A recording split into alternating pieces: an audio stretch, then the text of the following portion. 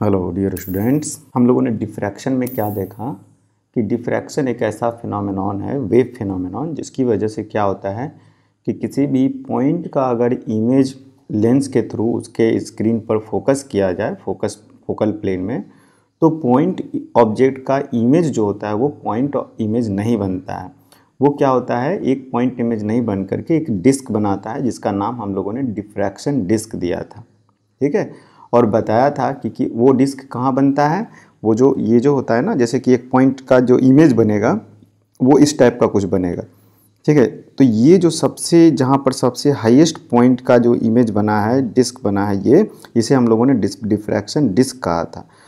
मतलब central maxima हुआ था, उसके बाद एक मिनिमा हुआ था। तो ये जो मिनिमा है, फर्स्ट मिनिमा, और यहाँ से यहाँ तक के बीच के डिस्टेंस को ये डिस्क का डायामीटर हो गया। ठीक है, इसका मतलब अगर एक पॉइंट है, लेंस से होकर के हमने उसे पास कराया है, तो जो इमेज बना है वो पॉइंट नहीं बन करके एक डिस्क बना है। क्लियर है? अच्छा, तो इसका मतलब क्या हो गया कि ये जो है, ये इमेज का बात कर रहे हैं, ये एक्चुअली इमेज है। सपोज कीजिए दिस इज एन इमेज। अब ये इमेज जो है आपका बन रहा है कहाँ पर? स्क्रीन पर बन रहा है। अब सपोज कीजिए कि दो पॉइंट है आपके पास, एक पॉइंट यहाँ और एक पॉइंट यहाँ। ठीक है, separated by some distance d, जिसका इमेज आप जब आँख की लेंस से होकर के जाता है और रेटिना पर इमेज बनाता है। क्लियर है? अब दोनों पॉइंट जब जा कर के रेटिना पर इमेज बनाएगा तो पॉइंट इमेज तो बनाएगा नहीं, वो तो डिस्क इमेज बनाएगा। अच्छा, अब डिस्क इमेज बनाएगा तो दोनों डिस्क आपको अलग अलग दिखाई देगा, तभी तो आप पता कर पाइएगा कि हाँ भाई ये जो है पॉइंट जो है वो दो पॉइंट है। अब एक डिस्क दूसरे डिस्क के ऊपर में इमेज जो है, इमेज डिस्क की बात कर रहे हैं, अगर ओवरलैप कर गया तो फिर तो बात नहीं बनी। तो इसी वजह से क्या होता है कि जो बहुत क्लोज ऑब्जेक्ट्स होते हैं, छोटे छोटे होते हैं, वो हमें कभी क्लियरली दिखाई नहीं देते हैं कई बार, क्योंकि वो उसका आँख की अपनी एक लिमिटेशन है। उस लिमिटेशन की वजह से आँख फोकल लेंथ को चेंज करता है, लेकिन उसके बावजूद भी क्या होता है कि दिखाई क्लियर नहीं देता है, या हम देख ही नहीं पाते हैं। क्लियर क्या, दोनों को एक ही लगता है, क्योंकि एक का इमेज दूसरे के इमेज पे डिस्क पे ओवरलैप कर जाता है। तो ये जो मिनिमम डिस्टेंस होता है ना, इसी को हम लोग लिमिट ऑफ रेजोल्यूशन कहते हैं। इन सब ग्राफ को मैं अच्छे से दोबारा नहीं एक्सप्लेन कर रहा हूँ, क्योंकि ये डिफ्रैक्शन में हम ऑलरेडी डिस्कस कर चुके हैं, कैसे ये जनरेट होता है, इसका क्या मतलब है, इसका क्या मतलब है, एट्सेट्रा एट्सेट्रा। ठीक है, और ये डिफ्रैक्शन का जो पॉइंट का जो एक छोटा सा अगर सर्कुलर पॉइंट होल ले लिए तो उसका इमेज ऐसा ही होता है। ठीक है, लेकिन ज़रूरी नहीं है कि होल ही हो, वो एक लेंस भी हो सकता है, कुछ भी हो सकता है। ठीक है, जो पॉइंट से जाता है तो डिफ्रैक्ट होता है, डिफ्रैक्ट होने के बाद ये होता है। ओके, तो सबसे पहले देखते हैं कि लिमिट ऑफ रेजोल्यूशन किसे कहते हैं। लिमिट ऑफ रेजोल्यूशन क्या होता है? Minimum distance between two points which can be seen distinctly as two separate points in is limit of resolution. तो वो डिस्टेंस हो गया। लिमिट ऑफ रेजोल्यूशन का अगर यूनिट पूछ दे तो आप बोल सकते हैं उसको लेंथ का यूनिट होता है, जो डायमेंशन लेंथ का होगा वही होगा। और आँख के लिए लिमिट ऑफ रेजोल्यूशन नॉर्मली क्या होगा? mm में होगा। ठीक है, 0.5 mm, 0.2 mm, इस टाइप का कुछ हो सकता है। And the fact that image of a point object formed by a converging lens is not a point but a disk image is due to single slit diffraction। ये होता है। तो उसी चीज़ को हम यहाँ पर दिखा रहे हैं। मान लेते हैं कि ये एक लेंस है और दो पॉइंट है S1 एंड S2, सोर्स की तरह समझिए। दो पॉइंट है, दो पॉइंट लाइट सोर्सेस हैं।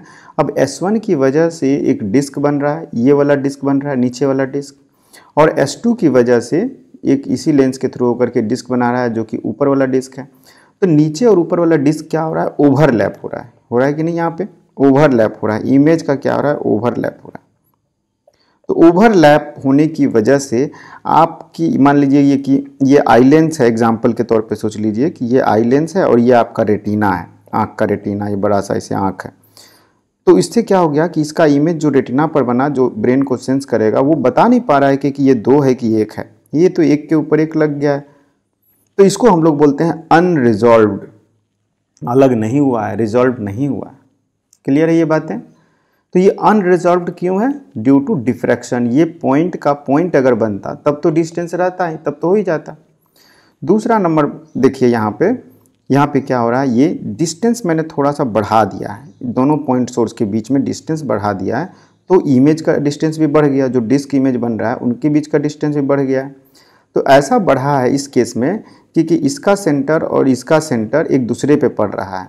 इस पर्टिकुलर केस में को हम लोग कहते हैं कि जस्ट रिजॉल्व, मतलब जस्ट अभी अभी पता होना शुरू हुआ कि ये दोनों दो हैं, क्योंकि इसका शेप कुछ इस टाइप का बन जाएगा।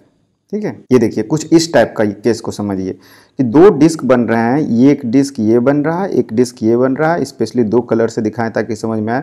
अब इसका मिनिमा इसके मैक्सिमा सेंटर पे पड़ गया है और वाइट वाले का मिनिमा येलो वाले के मैक्सिमा सेंटर पे पड़ जाएगा ऐसे। ठीक है, ऐसे एज्यूम कीजिए। और कर्व में तो बिल्कुल दिखाई दे रहा है, ये देखिए वाइट का मैक्सिमा येलो का मिनिमा हो गया है।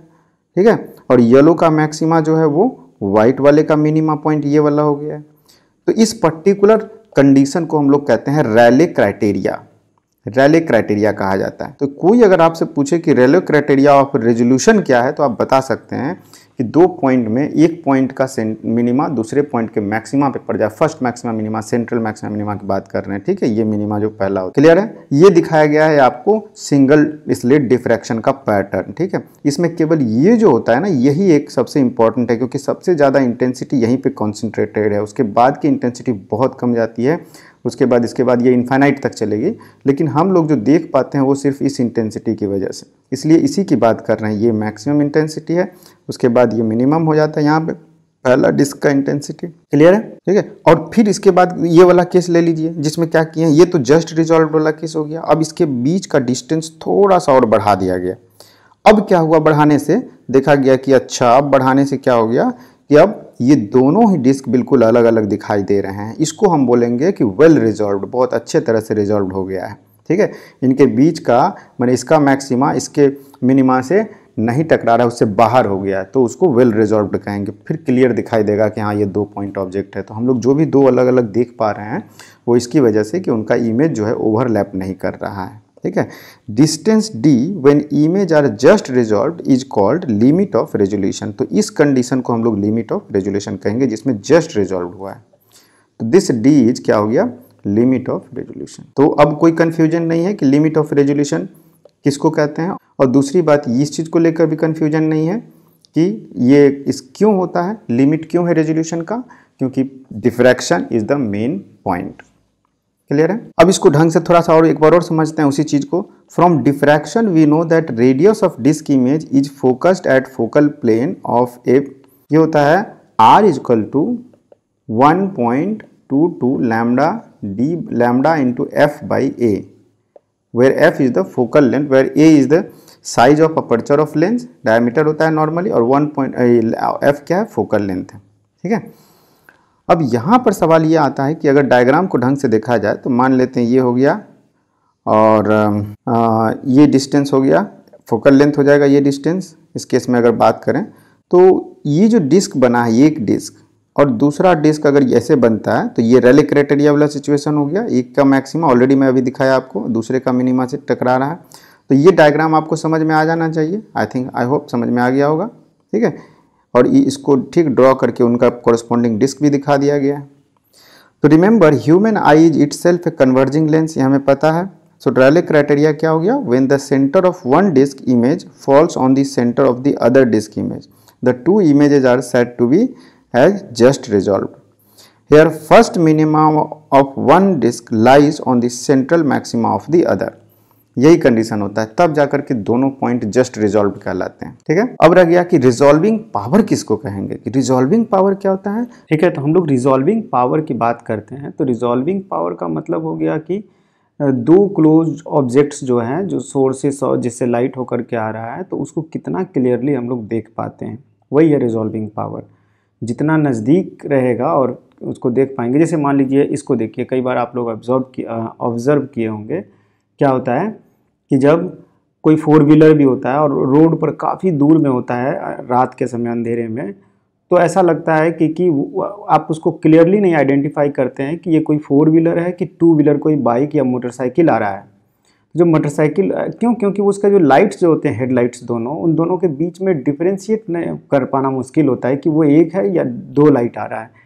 देखिए जैसे इसमें दिखाया गया है, इसको अगर ध्यान से देखिए तो इसको देख करके पता नहीं चल रहा है कि ये फोर व्हीलर है कि टू व्हीलर है, क्योंकि इसका जो लाइट है वो इस तरह से स्प्रेड हो गया है। तो हो क्या रहा है, जो लाइट्स जो दोनों आ रहे हैं ना, दो हेडलाइट्स हैं, ये मान लेते हैं अभी कि ये एक्चुअली कार है, जो कार आ रहा है, तो जो दूर पर रहने की वजह से दोनों कार के जो हेडलाइट्स हैं, कार के जो दोनों हेडलाइट्स हैं, वो हेडलाइट्स का इमेज हमारे आँख की लेंस से होकर के रेटिना पर बनता है। तो जहाँ पर रेटिना पर जो बन रहा है, दोनों मैक्सिमा जो है ना ओवरलैप कर रहा है कहीं ना कहीं, जिसकी वजह से ये रिजॉल्व नहीं हो पा रहा है। समझ रहे हैं, आँख की रेटिना पे इमेजेस ओवरलैप हो रहा है, तो इसलिए दोनों नहीं बल्कि एक दिख रहा है। तो ये हो गया रिजॉल्विंग पावर, अभी इसी से रिलेटेड है। ठीक है, तो ये मान लेते हैं और नज़दीक आ जाएगा तब आपको दिखने लगेगा। देखिए इस तरह से इसको देखिए, तो इसमें क्या है, पता चल रहा है कि हाँ ये 2 हेडलाइट्स हैं जो दिख रहे हैं इस तरह से। ठीक है, और यही अगर काफ़ी दूर चला जाए तो फिर आपको ऐसा दिखने लगेगा, पता ही नहीं चलेगा कि बाइक मोटरसाइकिल है या फिर 4 व्हीलर है, कार है। ठीक है, तो रिजॉल्विंग पावर कहीं ना कहीं इन्हीं सब चीज़ों से रिलेटेड है। तो resolving power, limit of resolution समझ में अगर आ जाए तब जाकर के रिजॉल्विंग पावर हम लोग समझते हैं। तो लिमिट ऑफ रेजोल्यूशन समझ में आ गया। लिमिट ऑफ रेजोल्यूशन क्या होता है, रिजॉल्विंग लिमिट ऑफ रेजोल्यूशन तो अभी हम लोग बढ़िया से देख लिए। लिमिट ऑफ रेजोल्यूशन समझ में आ गया तो आपको रिजॉल्विंग पावर भी इजीली समझ में आ जाएगा। रिजॉल्विंग पावर क्या होता है, reciprocal of limit of resolution. ठीक है, क्यों, मान लीजिए कि रिजॉल्विंग पावर आरपी लिखते हैं शॉर्ट में, तो ये क्या हो जाएगा 1/d, जहाँ पर d क्या है, लिमिट ऑफ रेजोल्यूशन है। आप ऐसे समझिए ना कि मान लीजिए कि कोई इंस्ट्रूमेंट है, ऑप्टिकल इंस्ट्रूमेंट। ठीक है, ऑप्टिकल इंस्ट्रूमेंट, 3 ऑप्टिकल इंस्ट्रूमेंट नाम देते हैं, मान लेते हैं OI1, OI2 और OI3। ठीक है, अब OI1 जो है वो इतने क्लोज ऑब्जेक्ट को आसानी से देख पाता है। कितना क्लोज, मान लेते हैं ये 4 mm क्लोज है, इनके बीच की दूरी जो है 4 mm है, 2 ऑब्जेक्ट्स हैं 4 mm। OI2 क्या है, ये मान लेते हैं कि इनके और इनके बीच का डिस्टेंस 6 mm हो तभी देख पाएगा, अदरवाइज उसके बाद डिफ्रेंशिएट नहीं कर पाता है। और OI3 क्या है, मान लेते हैं इसके और इसके बीच का डिस्टेंस जो है वो 10 mm हो तभी देख पाएगा, अदरवाइज नहीं देख पाएगा। ठीक है, तो ये तीनों इंस्ट्रूमेंट जो हैं, वो तीनों इंस्ट्रूमेंट्स में सबसे पावरफुल इंस्ट्रूमेंट किसको कहिएगा बताइए। तो सबसे मतलब किसका सबसे ज़्यादा रिजॉल्विंग पावर रहेगा। जाहिर सी बात है, 2 ऑब्जेक्ट हम दिखाएं उसको घेर देते हैं ताकि आपके समझ में आए। ये एक पेयर है, ये एक पेयर है और ये एक पेयर है। ठीक है, तो आप देखिए यहाँ पर डिस्टेंस D1 है, यहाँ पे डिस्टेंस D2 है, यहाँ पे डिस्टेंस D3 है दोनों के बीच का। तो किसको सबसे ज़्यादा पावरफुल ऑप्टिकल इंस्ट्रूमेंट कहिएगा, ये कहिएगा, क्योंकि ये बहुत D1 बहुत 4 mm जो है उसको भी क्लियरली देख पाता है अलग अलग। तो इसका मतलब लिमिट ऑफ रेजोल्यूशन OI1 का कम है, लेकिन रिजॉल्विंग पावर क्या कहलाएगा, सबसे ज़्यादा कहलाएगा।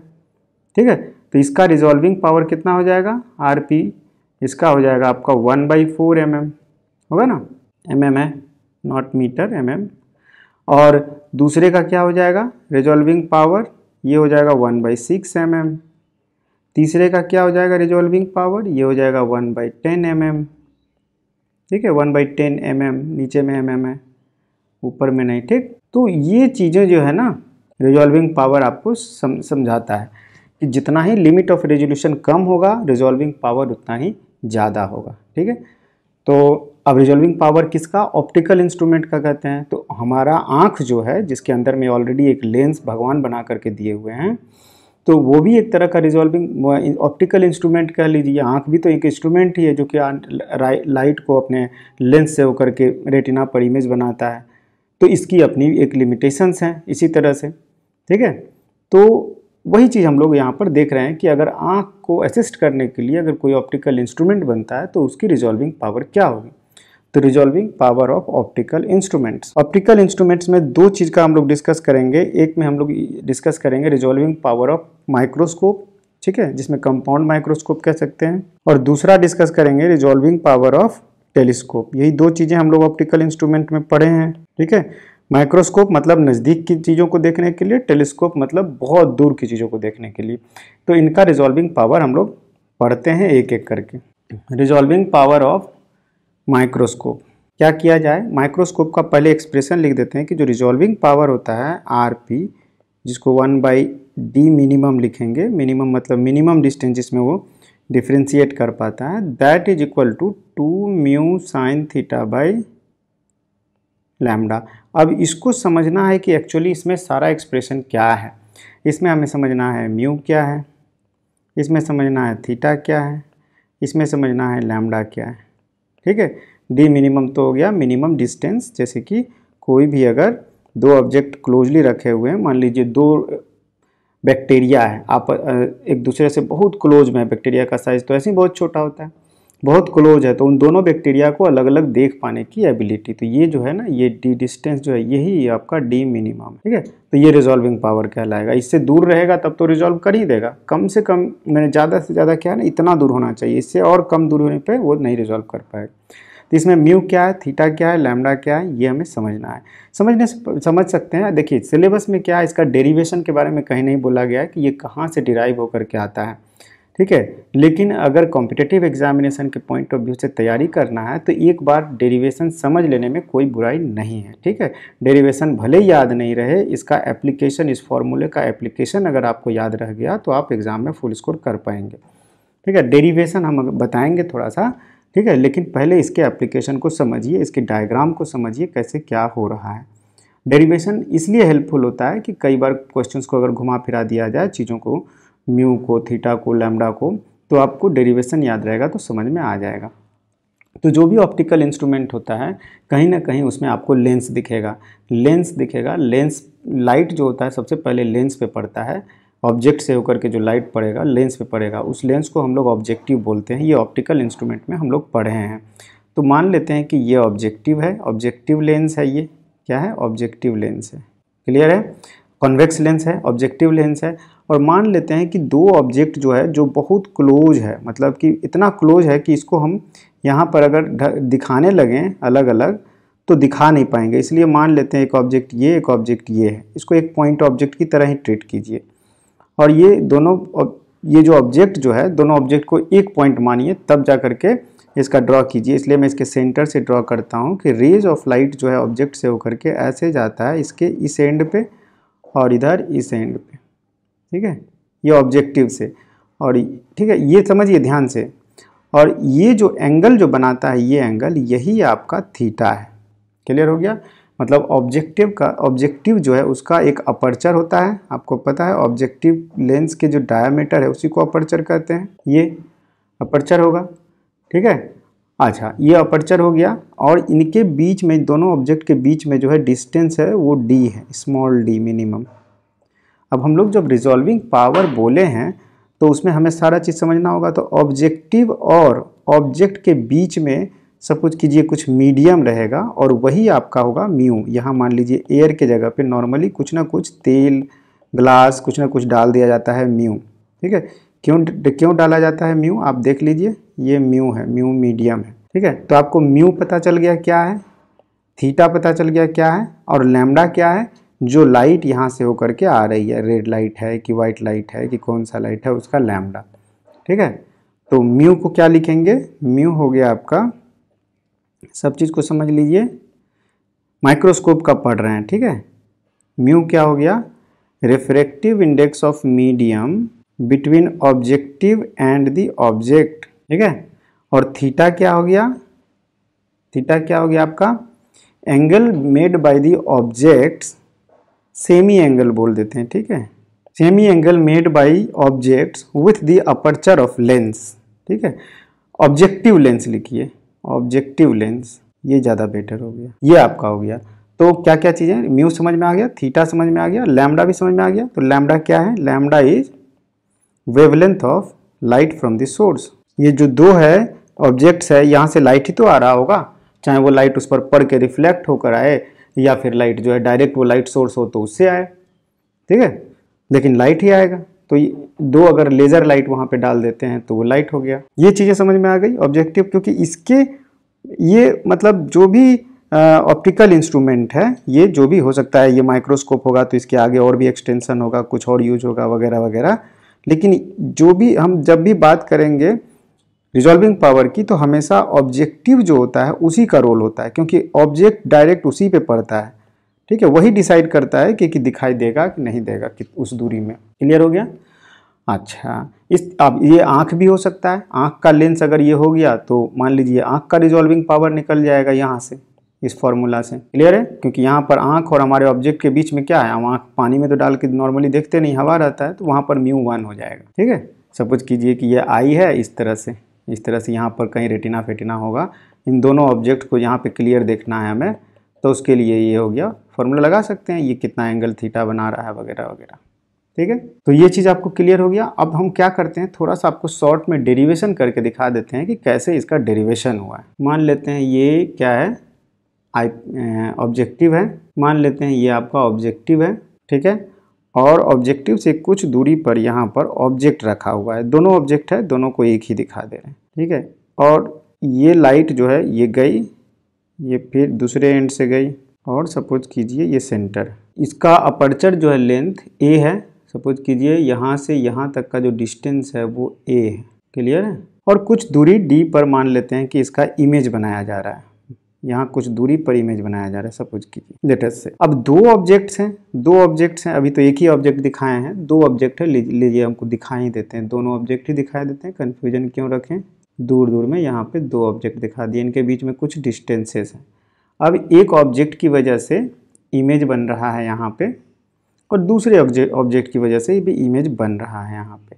अब मान लीजिए कि कुछ दूरी पर यहाँ पर एक स्क्रीन रखा हुआ है और उस स्क्रीन पर इमेज बनेगा। ठीक है, अब एक की वजह से सपोज कीजिए इमेज जो बना है कुछ ऐसे बन रहा है, ऐसे से मैक्सिमा सेंट्रल से दिखा दिए, फिर ऐसे घटते चला गया। ठीक है, और दूसरे की वजह से भी एक इमेज बन रहा है, और वो इमेज जो है सपोज ब्लैक में दिखा रहे हैं ऐसे। ठीक है, तो एक का मैक्सिमा दूसरे के मिनिमा पे लाई करता है, ये इसमें दिखाई दे रहा है अगर आप ध्यान से देखिएगा तो। ठीक है, अच्छा सपोज कीजिए, क्या सपोज कीजिए कि ये जो है, जो एंगल बन रहा है, कौन सा एंगल, इसका जो फर्स्ट मिनिमा, रेड वाला जो इमेज बना है उसका फर्स्ट मिनिमा है, मान लेते हैं ये एंगल कुछ अल्फ़ा बन रहा है, ये एंगल थीटा है। ठीक है, ये एंगल कुछ अल्फ़ा बन रहा है, और इनके बीच का डिस्टेंस भी कुछ ले लेते हैं कैपिटल डी।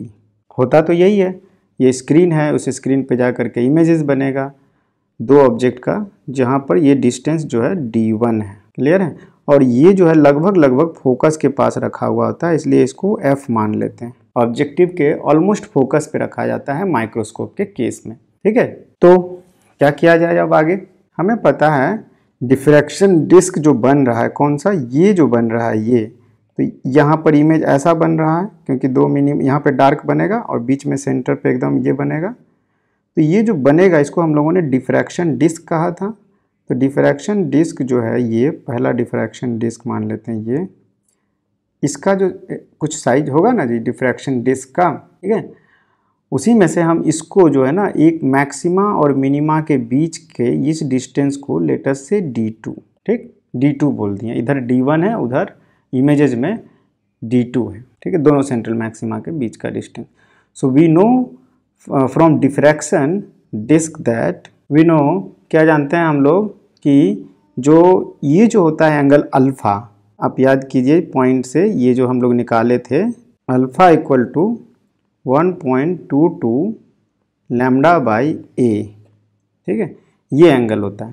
ठीक है, अपर्चर का साइज, क्योंकि ए साइन अल्फ़ा जो था, आप याद कीजिए ए साइन अल्फ़ा जो आता था, क्योंकि लाइट्स जो आएंगी वो लाइट इन्हीं से होकर के आएंगी ऐसे, तो सिंगल स्लिट की तरह ये बिहेव करेगा। तो ये सिंगल स्लिट डिफ्रैक्शन की तरह हो गया, एक छोटा सा ये ऐसे करके यहाँ बना रहा होगा, ऐसे कहीं भी बन रहा होगा तो यहाँ दूर पे, तो ये alpha equal to 1.22 lambda by A, ये हम लोग लिख सकते हैं अल्फ़ा, विच इज अल्फ़ा मतलब sine alpha nearly equal to alpha equal to tan alpha, यही ना हम लोग एज्यूम किए हैं फॉर स्मॉल अल्फ़ा। ये सब अप्रोक्सीमेशन है, आपको याद रखना पड़ेगा कि हाँ ऐसा अप्रोक्सीमेशन लेना है।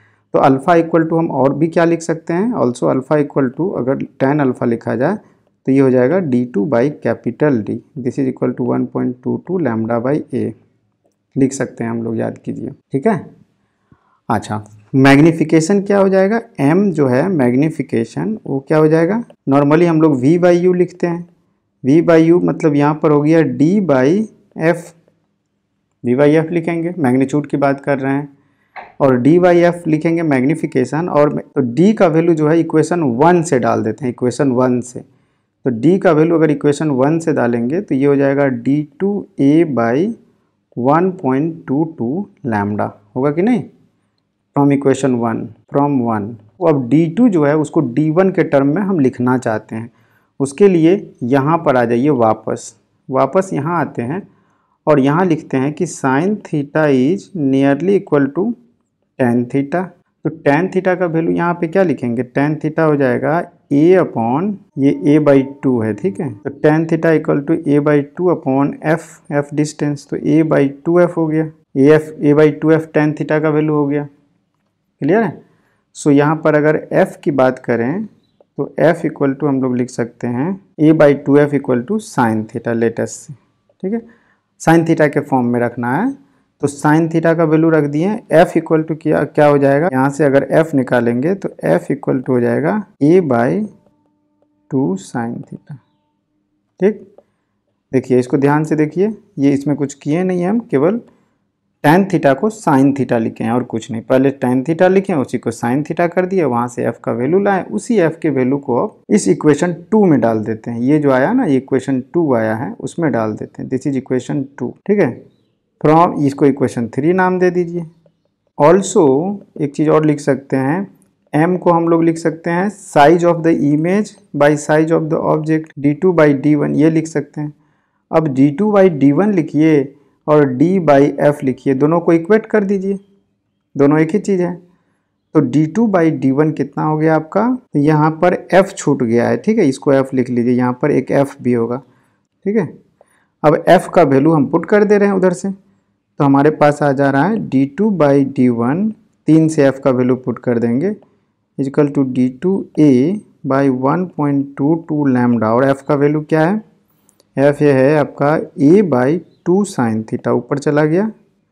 तो यहाँ से आपको क्या क्या कट गया, d2 से d2 कट गया, a से a कट गया, आपके पास आ गया 2 साइन थीटा बाई 1.22 लैम्डा, ठीक है, a नहीं रहा। तो 1/d1 आया, ये 1/d1 क्या आ गया आपका, limit of resolution 2 sine theta by 1.22 lambda. देखिए लिमिट ऑफ रेजोल्यूशन आया आपका ये चीज़। तो रिजॉल्विंग पावर क्या हो जाएगा, रिजॉल्विंग पावर इक्वल टू हो जाएगा 1/d1, यही तो है। इसका मतलब resolving power is 2 sine theta by 1.22 lambda, और लिमिट ऑफ रेजोल्यूशन पूछा तो इसको उलट दीजिए, ठीक है, 1.22 लैम्डा बाई 2 साइन थीटा हो जाएगा। अच्छा, अब ये तो तब होगा जब इसमें क्या होगा, इसमें एयर है, यहाँ ऑब्जेक्टिव और ऑब्जेक्ट के बीच में एयर है। ऑब्जेक्टिव और ऑब्जेक्ट के बीच में अगर कुछ रख दिया जाए म्यू, जिसका रिफ्रैक्टिव इंडेक्स हो, तो ये चेंज होकर के क्या हो जाता है, तो ये चेंज होकर के क्या हो जाता है, तब रिजॉल्विंग पावर जो हो जाएगा वो आपका हो जाएगा कितना, 2 mu sine theta by 1.22 lambda. क्यों होगा, क्योंकि इन मीडियम, किसी भी मीडियम में लैम्डा चेंज होता है, हमें पता है, lambda becomes lambda by mu, यही वैल्यू पुट करिए तो ये आ जाएगा। इसमें क्या होता है, ध्यान दीजिएगा, ऊपर में जो क्वांटिटी है उसको हम लोग बोलते हैं numerical aperture. Mu sine theta को न्यूमेरिकल अपर्चर कहा जाता है। म्यू साइन थीटा ये क्या है, ये है न्यूमेरिकल अपर्चर। न्यूमेरिकल अपर्चर मतलब ये क्या हो गया कि म्यू का वैल्यू बढ़ा दिए अगर आप, तो क्या हो गया, आपका रिजॉल्विंग पावर बढ़ गया। तो इसी वजह से क्या होता है कि ऑब्जेक्टिव लेंस और ऑब्जेक्ट के बीच में कुछ न कुछ लिक्विड वगैरह, ऑयल या कुछ डाल दिया जाता है, जिससे उसका रिजॉल्विंग पावर और बढ़ जाता है, ठीक है। ये तो लैम्डा है, लाइट है, जिसको हम नॉर्मली बदल नहीं सकते हैं। तो ये क्लियर हो गया आपका, ये कि ये कहाँ से आ रहा है, कैसे आ रहा है ये फॉर्मूला। डेरिवेशन इंपॉर्टेंट नहीं है, केवल एक बार अगर देखना है, समझ में आया तो ठीक है, नहीं आया तो भी ठीक है, ठीक है। दोबारा अगर हम आपको समझा दें इसमें, तो देखिए ये वाला कॉन्सेप्ट कहाँ से, डिफ्रैक्शन से लिया गया है। ये अल्फ़ा इक्वल टू, तो डिफ्रैक्शन में हमने इसको tan अल्फ़ा लिखा, तो ये d2/D हो गया। d2 ये डिस्टेंस है, ठीक है, मिनिमा, फर्स्ट मिनिमा और सेंट्रल मैक्सिमा के बीच में, तो d2/D इक्वल टू ये आया। और फिर मैग्नीफिकेशन का फॉर्मूला लगाएं तो d/f आया, this is equal to capital D को यहाँ से वैल्यू इसमें पुट कर दिए, तो ये आ गया, ये f भी है नीचे। अब ये f एक नया लफड़ा आ गया, तो f को भगाने के लिए हमने यहाँ से लाया f, यहाँ से ये इस वाले इक्वेशन में, क्योंकि ये क्या है, f है, यहाँ से हमने tan theta equal to a/2f लिखा, जिसको हमने साइन थीटा भी बोल दिया। तो basically tan theta equal to sine theta किए, तो ये चीज़ f का वैल्यू a/2 साइन थीटा आया, और यही a/2 साइन थीटा यहाँ वैल्यू पुट कर दिए हैं, और इसी चीज़ को हम लोग क्या किए, d2/d1 लिखें, d2 कट गया, 1/d1 का वैल्यू आ गया ये। इसी को अगर हम म्यू रखेंगे तो लैम्डा जो हो जाएगा वो लैम्डा बाई म्यू हो जाएगा, तो म्यू ऊपर चला जाएगा और इसी चीज़ को हम लोग बोलेंगे न्यूमेरिकल अपर्चर ऊपर वाले को, और ये हो जाएगा माइक्रोस्कोप का रिजॉल्विंग पावर। क्लियर है? इस पर बेस्ड एक न्यूमेरिकल करिए। ये देखिए, बहुत सबसे पहली बात कि इस पर जो न्यूमेरिकल पूछा जाता है वो बहुत ही आसान पूछा जाता है, मतलब कि ऑप्टिकल इंस्ट्रूमेंट के ऊपर में बिल्कुल तुच्छा सा एकदम बिल्कुल ईजी सा पूछा जाता है। जो क्या होगा कि आपको ये जो फॉर्मूला है रिजॉल्विंग पावर या लिमिट ऑफ रेजोल्यूशन से रिलेटेड क्या है 2 mu sine theta by lambda 1.22 lambda, उसी के आसपास घूमता है। 2 mu sine theta by 1.22 lambda है ना, इसी इक्वेशन से रिलेटेड। अब इसमें देखिए इस क्वेश्चन को पढ़िए। The resolving power of an optical microscope for 2 wavelength lambda 1 and lambda 2 are पूछा है, क्या होगा? ठीक है, रेशियो ऑफ रिजॉल्विंग पावर। जाहिर सी बात है रिजॉल्विंग पावर लैम्डा पर क्या इन्वर्सली प्रोपोर्शनल है, तो resolving power is inversely proportional to 1 by lambda. तो हम सिंपली लिख सकते हैं resolving power of 1 by resolving power of 2 is equal to lambda 2 by lambda 1, क्योंकि इन्वर्सली प्रोपोर्शनल है। तो लैम्डा 2 मतलब कि 6000 एंगस्ट्रॉन डिवाइड बाई 4000 एंगस्ट्रॉन, मतलब एक बार में इसका आंसर आ गया। ये सिंपली हो गया आपका 3:2। मतलब हार्डली 10 सेकेंड का ये सवाल था, 10 सेकेंड से ज़्यादा का नहीं था, क्योंकि ये स्ट्रेट अवे पूछ दिया है इसी तरह। ठीक है, इसी तरह से आपको पूछ देगा कि ऑब्जेक्ट को दूरियां बढ़ा देगा तो थीटा को चेंज कर देगा, तो प्रोपोर्शनल टू थीटा है, आप ऐसे समझ जाइए। म्यू को चेंज कर देगा तो प्रोपोर्शनल टू म्यू है। तो रिजॉल्विंग पावर का ये फॉर्मूला जो है ना, ये आपका रामबाण है माइक्रोस्कोप के लिए। एक और न्यूमेरिकल हम कर सकते हैं, जैसे इसको देखिए क्या बोल रहा है। इसमें देखिए ध्यान से कि ये क्या बोला है, प्रॉब्लम को पढ़ लिए। Assuming human pupil to have a radius of 0.25 centimetre and a comfortable viewing distance of 25 centimeter. The minimum separation between the two objects that a human eye can resolve at 500 nanometer wavelength. तो इसमें क्या बोल रहा है कि human people एक aperture की तरह हो गया। ह्यूमन पीपल का मतलब आँख हो गया ये। अब आँख का आपको रेडियस दे दिया, इसका मतलब डायमीटर दे दिया है, रेडियस का डबल कर दीजिए 0.5 हो गया सेंटीमीटर। कि कंफर्टेबल डिस्टेंस भी दे दिया है कि आँख से ऑब्जेक्ट को लगभग 25 सेंटीमीटर में हमको रखना है, ये भी दे दिया आपको 25 सेंटीमीटर। अब ये जो है आपको ये मान लेते हैं कि हम लोगों ने देखा है ऐसे करके कि अपर्चर के साथ ये एंगल बनता है, ये एंगल थीटा है सपोज कीजिए। ठीक है, इनके बीच में डिस्टेंस जो है, तो रिजॉल्विंग पावर इसमें क्या बोल रहा है, द मिनिमम सेपरेशन, मतलब स्मॉल डी पूछा है। तो 1 बाई स्मॉल डी का फॉर्मूला हमें पता है, 1 बाई small D is equal to होता है 2 साइन थीटा, म्यू हटा दिए 1 कर दिए, एयर है तो 2 साइन थीटा बाई 1.22 लैम्डा। यहाँ पर थीटा साइन थीटा का वैल्यू नियरली इक्वल टू हम लोग टेन थीटा ले लेते हैं, ये भी हमें पता है, तो 2 टेन थीटा कर देते हैं इसको, डिवाइड बाई 1.22 लैम्डा। ठीक है, टेन थीटा इसलिए करते हैं कि डायरेक्ट वैल्यू पुट कर पाएंगे, साइन थीटा में फिर स्क्वायर वगैरह लेना पड़ेगा और उससे कोई फर्क बहुत ज़्यादा आंसर पे नहीं पड़ता है। अप्रोक्सीमेशन का यही मतलब है। तो d इज इक्वल टू कितना हो जाएगा 1.22 लैम्डा बाई 2 टेन थीटा, और टेन थीटा का वैल्यू कितना हो जाएगा, टेन थीटा का वैल्यू आ जाएगा 0.25 centimetre divide by 25 centimetre. Centimetre हट गया, लैम्डा का वैल्यू भी पुट कर दीजिए 1.22 इंटू लैम्डा का वैल्यू कितना है 500 into 10 to the power of -9 metre, सब मीटर में हो जाएगा।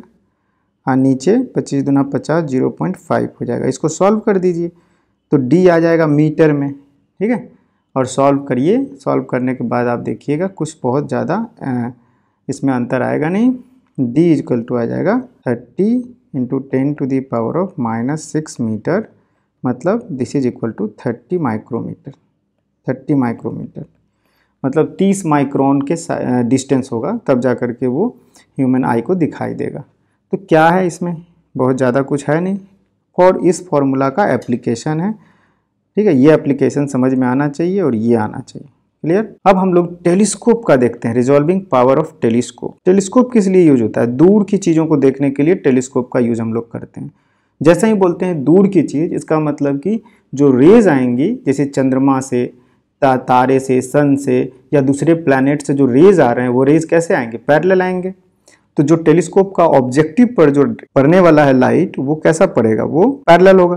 तो सपोज कीजिए ये आपका एक को हम रेफरेंस मान लेते हैं कि यहाँ से एक तारा यहाँ पे है सपोज कीजिए, ठीक है, और दूसरा जो है वो कोई यहाँ पर है, ठीक है। इसका मतलब रेज ऑफ लाइट इससे ऐसे आएगा, ऐसे पैरेलल, और इससे भी ऐसे आएगा पैरेलल, ठीक है। तो इन दोनों के बीच में कुछ एंगल बनेगा, ये एंगल बनेगा, किसी भी रेज के बीच में ले लीजिए। तो हम सारे पैरेलल रेज को नहीं दिखाएंगे, कुछ ऐसे ही दिखा रहे हैं कि ये पैरेलल रे एक ऐसे आया और एक पैरेलल रे इस वाले से आया ऐसे, और दोनों के बीच में ये एंगल बना, ठीक है। तो एंगुलर लिमिट ऑफ रेजोल्यूशन इसको यहाँ पर हम बोल सकते हैं कि थीटा जितने कम थीटा को वो क्लियरली, कितने कम थीटा होने पे भी वो क्लियरली अगर देख पाया इन दोनों सेपरेटेड चीज़ों को, तब वो क्या हो गया, हाईली रिजॉल्विंग हो गया। थीटा जितना कम होगा, क्योंकि इनके बीच का जो डिस्टेंस है वो तो हम मेजर कर नहीं रहे हैं, ठीक है, क्योंकि वो दो तारों के बीच, जो चंद्रमा के बीच, सूरज चांद के बीच क्या दूरी है उससे क्या मतलब है। तो दो तारे हैं, दोनों को क्लियरली अलग अलग देखने के लिए एक हमारे आँख पे या जो भी ऑप्टिकल इंस्ट्रूमेंट है, टेलीस्कोप है, उसका ऑब्जेक्टिव है, उस टेलीस्कोप के ऑब्जेक्टिव पे लाइट्स जो हैं वो ऐसे आ रहे हैं, ठीक है। तो और भी लाइट दिखा सकते हैं हम ऐसे, ठीक है, और ये रेज ऐसे आ रहे हैं। तो किसी दो रेज के बीच में हमने ये एंगल थीटा लिया हुआ है, और मैंने कहा कि जो थीटा एंगल जो है वो हमारा लिमिट ऑफ रेजोल्यूशन है। तो रिजॉल्विंग पावर क्या हो जाएगा यहाँ पे, वो हो जाएगा 1/थीटा, कहीं कहीं डेल्टा थीटा लिखते हैं, चलिए डेल्टा थीटा ही लिख देते हैं, डेल्टा थीटा 1/डेल्टा थीटा हो गया, ठीक है। और डेल्टा थीटा जो होता है वो आपको पता है कि डिफ्रैक्शन पैटर्न में हम लोग पाए हैं कि अगर ये इसको अपर्चर लिया जाए, ये अगर अपर्चर ए रहा, और जहाँ भी स्क्रीन पे इसका इमेज बनेगा, जो सेंट्रल मैक्सिमा बनेगा, उसके बाद दूसरे वाले का मैक्सिमा, पहले वाले की, ये सब रैले क्राइटेरिया का मतलब कमाल है, रैले क्राइटेरिया है जिसकी वजह से हम लोग ये सब कर पा रहे हैं। उन्होंने कहा था इसका मैक्सिमा इसका मिनिमा लाई करेगा एक ही जोन में। तो यहाँ पर जो बनेगा स्क्रीन पर, तो डिफ्रैक्शन पैटर्न में हम लोग देख चुके हैं, from diffraction we know that, क्या जानते हैं हम कि थीटा यानी कि साइन थीटा या theta is nearly equal to, किसके बराबर होता है, थीटा जो है, डेल्टा थीटा जो है यहाँ पर, वो किसके बराबर हो जाएगा, वो हो जाएगा 1.22 लैम्डा बाई ए के बराबर, ठीक है, क्योंकि ए साइन थीटा ही जो था वो हो रहा था, ठीक है, जहाँ पर मिनिमा बन रहा था। जो भी हो, बार बार डिफ्रैक्शन, सब कुछ डिफ्रैक्शन से रिलेटेड, इसलिए बार बार डिफ्रैक्शन का नाम ले रहे हैं। तो 1.22 लैम्डा बाई ये हो गया, और यहाँ पर ए क्या है, डायमीटर ऑफ अपर्चर, क्योंकि यही अपर्चर है जिससे होकर के लाइट एंटर करेगा, तो ये होल का काम कर रहा है डिफ्रैक्शन के लिए, ठीक है। और थीटा को रिजॉल्विंग पावर बोलेंगे। तो हमारे लिए रिजॉल्विंग पावर क्या हो जाएगा, रिजॉल्विंग पावर इक्वल टू 1/डेल्टा थीटा, इसका मतलब हो जाएगा a/1.22 लैम्डा।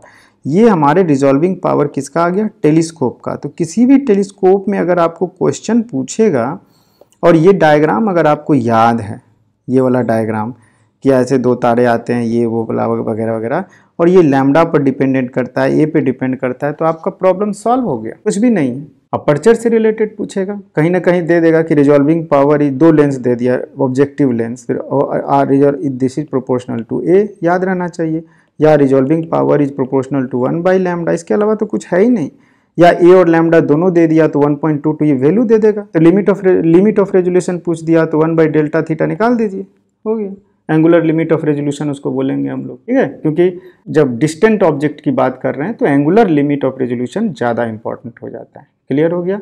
तो आई होप कि रिजॉल्विंग पावर से रिलेटेड, चाहे वो माइक्रोस्कोप का हो या टेलीस्कोप का हो, कोई कन्फ्यूजन नहीं रह गया है, और दो चार प्रॉब्लम करने के बाद आपके जितने भी कन्फ्यूजन्स हैं वो और दूर नहीं, अगर क्लियर होता है तो ज़रूर आप जो है डाउट्स पूछें उससे।